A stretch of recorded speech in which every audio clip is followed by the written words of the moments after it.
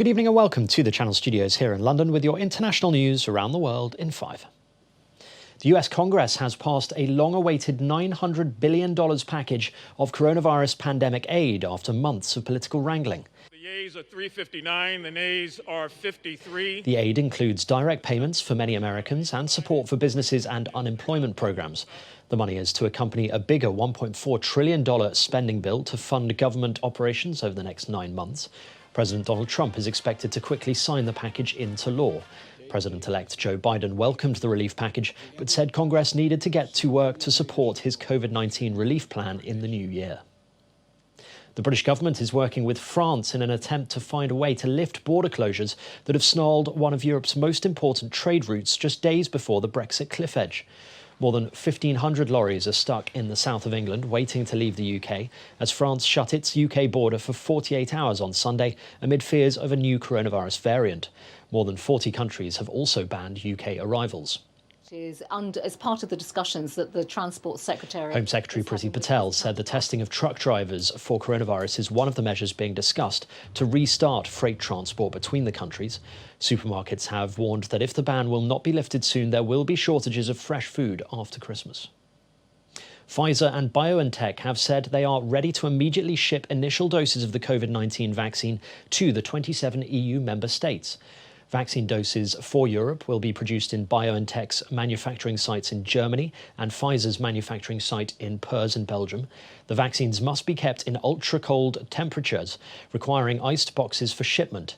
EMA officials said it was highly likely the vaccine would work against the new variant of the coronavirus discovered in the UK.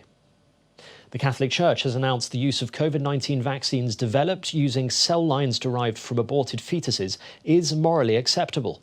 The Vatican said that in the absence of any alternative, such vaccines can be used in good conscience, adding this would not constitute formal cooperation with the terminations that took place.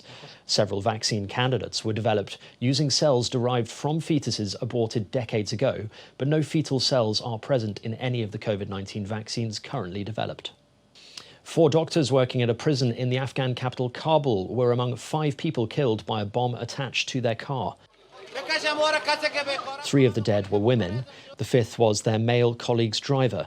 The doctors were travelling to Pule Chakri prison where they worked when the magnetic bomb detonated. No group has taken responsibility for the bombing. Dozens of militant attacks in Kabul have left more than 100 people dead in the past 2 months. Levels of violence in the country have remained high, despite the start of negotiations between Afghan and Taliban officials. Central African Republic President Faustin Archange Touadera has rejected opposition calls to postpone the December 27th election following days of fighting outside the capital Bangui. Officials and a security source said Rwanda and Russia had sent troops and supplies to the country to help counter the surge in violence by rebel groups ahead of Sunday's poll. Security forces and UN peacekeepers have been battling rebels who have occupied towns and roads outside the capital. The authorities accuse former President Francois Bozize, whose presidential candidacy was rejected by the courts, of plotting a coup with several militant groups. A spokesman for Mr. Bozize's party has denied the accusations. Mr. Touadera, who is seeking re-election, came to office in 2016 after Bozize was overthrown in a rebellion 3 years earlier. The United Nations has appealed for $156 million to help the tens of thousands of refugees who have fled fighting in Ethiopia's Tigray region. Ethiopia's army has been fighting rebellious forces in the northern Tigray region for over 6 weeks in a conflict that has displaced close to 1 million people. Access for humanitarian workers has until recent days been impossible, and rights workers are now seeking access on the ground to verify reports. Both sides deny their forces have committed atrocities and blame other forces for the killing of civilians.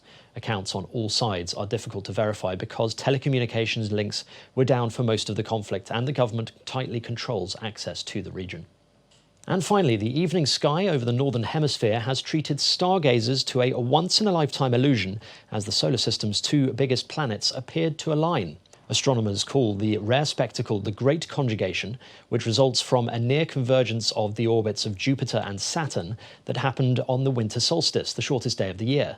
For those able to observe the alignment, the 2 frozen gas spheres appeared closer and more vibrant than at any time in 800 years. Those who missed it, though, may get the chance to see the phenomenon in March 2080. And that's your international news around the world in 5. Now back to the Channel studios in Lagos.